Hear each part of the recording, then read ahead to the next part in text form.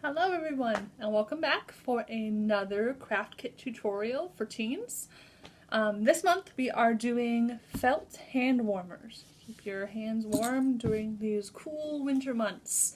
You can pick these craft kits up at the Woodmere branch of the library. When you call for curbside, let us know that you are looking for a craft kit and we will make sure we bring one out with you to the curb. So we can get you that through curbside, not just while we're open. In our craft kits, we have 4 pieces of red felt, some rice, some dried lavender. Now this is totally optional, but make your hand warmer smell nice if you would like. And then an embroidery needle, and put it in a little tube just to keep it from stabbing you. And last but not least, some embroidery floss. There's a random color in there, but there's some in every kit. What you need from home this time, I have a pair of scissors, and I have just a spoon. I'm only using this to kind of scoop in the rice and the lavender. You could use a funnel if you had it, or you could probably just pour it in, but this is just to make things easier. Alright, so what we need to do is start with our felt. And you can either keep these as the rectangles if you'd like, or you can cut them into a shape. For sake of kind of testing, to be honest, I'm going to just kind of make this an oval, so I can make sure that there is plenty of rice in every kit. So I'm just going to take my scissors and kind of trim the corners off and make this more of an oval shape. The sharper the scissors you have, the better. So if you've happen to have some fabric scissors around, those would definitely work better. But slow and steady, even with regular scissors, is working okay.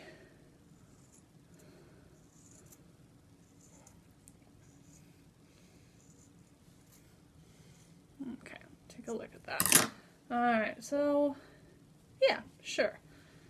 Now, when you're happy with the shape, I'm going to turn this up maybe just a tiny bit over here.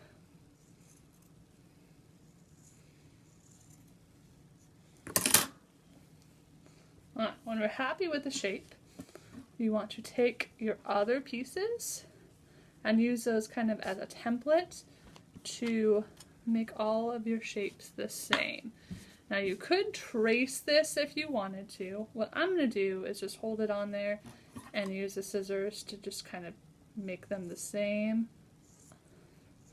Depends how exact you want to be. This may not be quite as exact as tracing it would be, but it's going to get us pretty close. So I'm going to do that.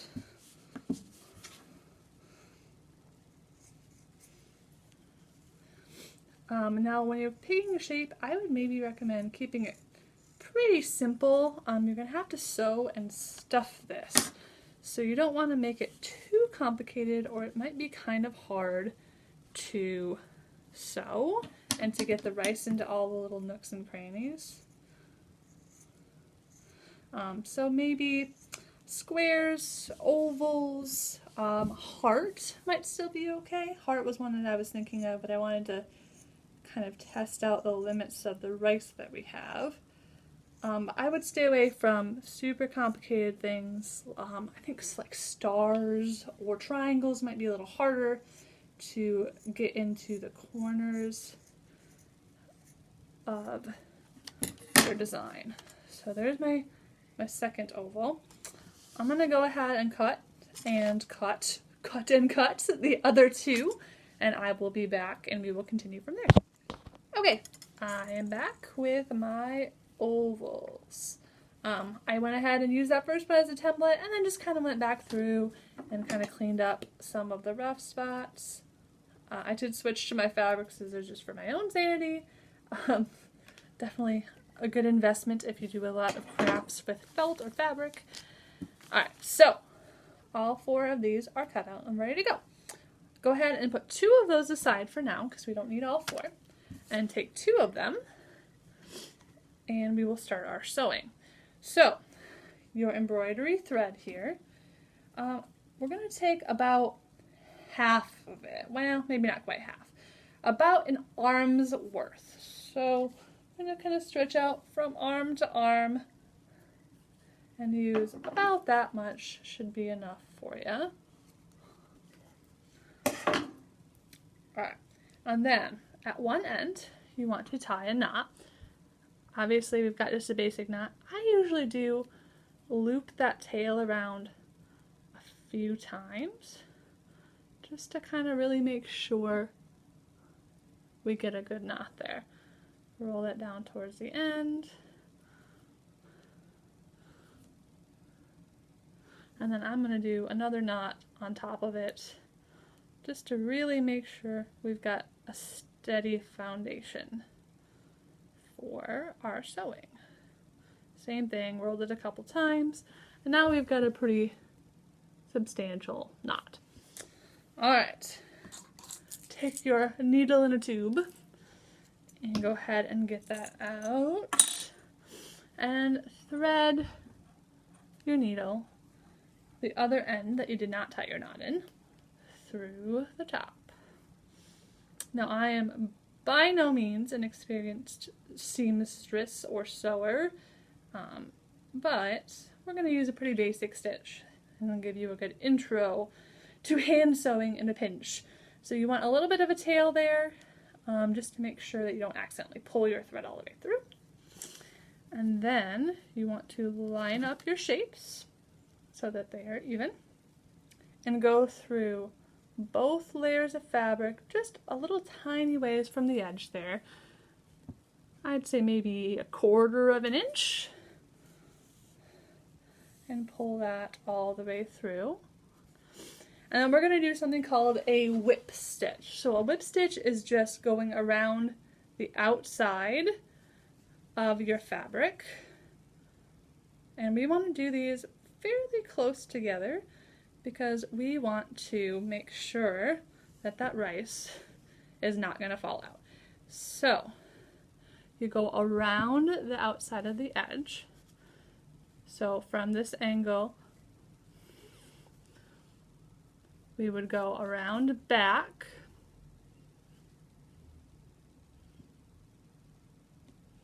and then back through the front, and that will wrap it around the edge. Now you may have to kind of untangle as you go because there's quite a bit of string at the moment. But we've got a couple stitches there, and then you continue. So again, through, oh, lost my thread. If that happens, and it probably will, just go ahead and re-thread your needle. You can kind of re-roll that edge to make it tighter again, or if it gets really super frayed, just trim off the end and get a fresh piece of string. Alright, let's try that again. Again, I am not an experienced seamstress, and that is very evident in this video, but we are always trying new things. Alright, so through the back, to the front, and pull. Got 3 stitches now. They do not have to be absolutely perfectly spaced. If you've got more experience in sewing than I, they will probably be more evenly spaced than myself. But like I always say in these projects, imperfections just show that it's handmade. Yeah, see, that one's much farther away than the rest, but still close enough together that no rice is going to get through. So you want to do this until you're about 3/4 of the way around, and then we will come back and we will continue with the next step. So I'm going to sew this up until we're 3/4 of the way done, and then we will continue on. Okay, it's been a few minutes, and I am about 3/4 of the way around. You can see I tried to keep them as even as I can, but I am no seamstress, but the whip stitch kind of gives you a little bit of cool color where you normally wouldn't see it. So now we take our rice.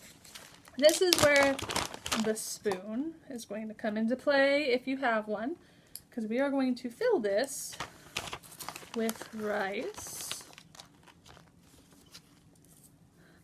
Now, I would recommend about half, so that you have half for one, half for the other. And then also we've got the lavender, if you would like. It smells very nice and floral, and it will actually smell really good when it's microwaved as well. So I put some of that in there as well. Now, this is also the point where I find out if I've got enough rice in here or not. I might have to put a little bit more in, but we will see. So you want it to be filled enough that you're definitely going to feel it all the way through, but you don't want it so full that that rice can't move around. It's going to help transmit your heat a little bit too. Yeah, probably going to add a little bit more rice to these because it's not super full. Alright, let's do like one more scoop or so.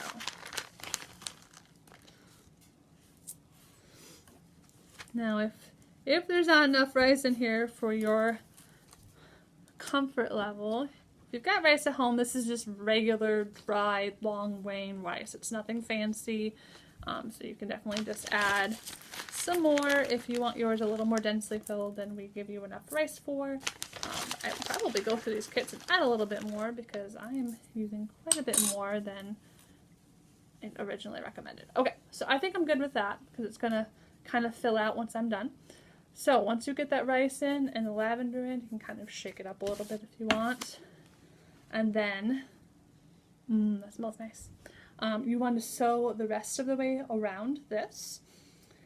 When you get to the end, we'll want to tie it together. So when I get to the end, I'll show you where I'm at and we'll tie that off. And that will be one completed hand warmer. So I'll go ahead and finish this off and then we'll show you how to tie off the end. Alright, so we are all the way around and I am back to the knot where I started. So what I'm going to do is I'm going to actually go through this first stitch and I'm going to put my needle under that first stitch if I can, like so, and pull it through. Ooh, kind of getting close to the end of my string here.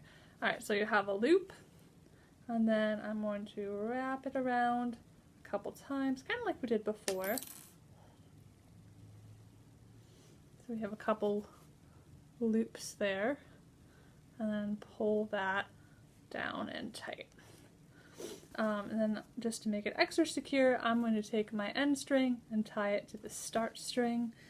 I always err on the side of putting more knots in than not enough.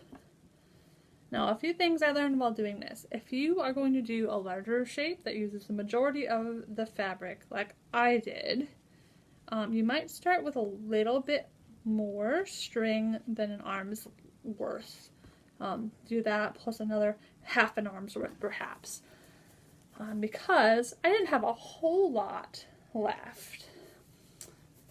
The other thing is to keep those edges like held together as you're sewing so it kind of stays even. That becomes more important after you put the rice in because it's not completely flat anymore and it gets a little harder to hold it together. But that smells very nice. There we are. There is your rice hand warmer. These can go in the microwave for 20 to 30 seconds and then just put them in your coat pockets on a winter's walk or waiting out at the bus stop, and that will help keep you nice and toasty. I'm going to just trim off the ends here, and then you would just repeat this whole process on your other side, and then you would have a matching pair of your hand warmers. So that's it, guys. Hope you enjoy, and come pick up a craft kit. And we will see you again next month.